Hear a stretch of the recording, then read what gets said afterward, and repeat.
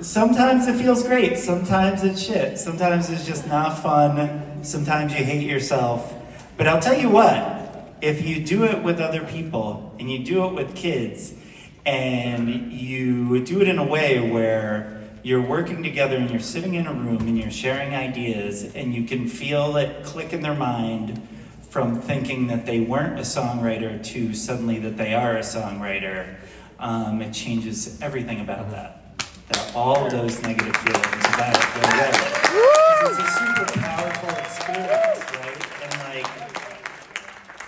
And we think about it in the terms of self-expression a lot, but it's also just a great way to learn about yourself. It's a great way to learn about what it means to be a human being. It's a great way to learn about other people and weird relationship dynamics. And it's a great way to process stuff. And everybody who's in here who plays music knows that if you have that one thing that you can lean on during some crappy times in your life, it can really, really help. And it can be super joyful too when things are going good, but so I've only got a half hour left up here, so reel it in. But I want to encourage all of you, my friends, my musicians out there. When I was starting, I'm 46 years old right now. I don't look it, do I? Like, I look good, right? I got carded 2 days ago. I got carded by a teen.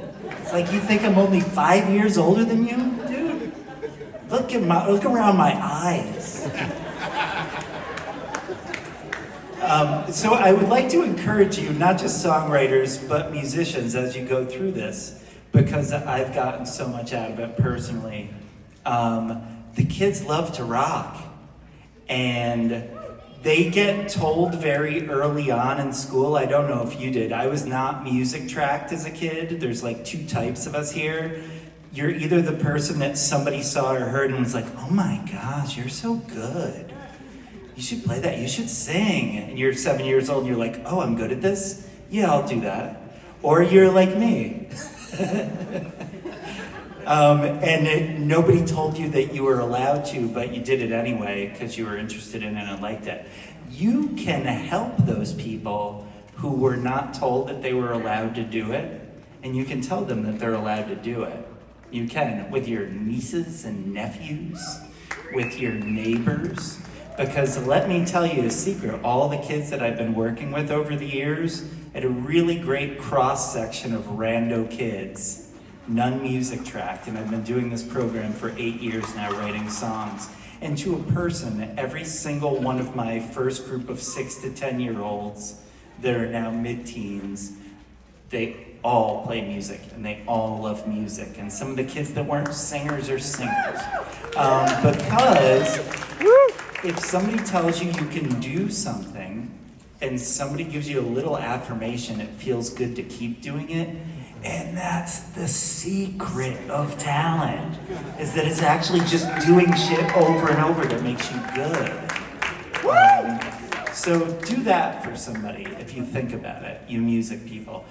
Very quickly, in my last 20 minutes, I just want to thank, so after we write songs all summer long at the library with all my friends, then I bring in the sickest band in Schaghticoke, from outside of Schaghticoke to come in.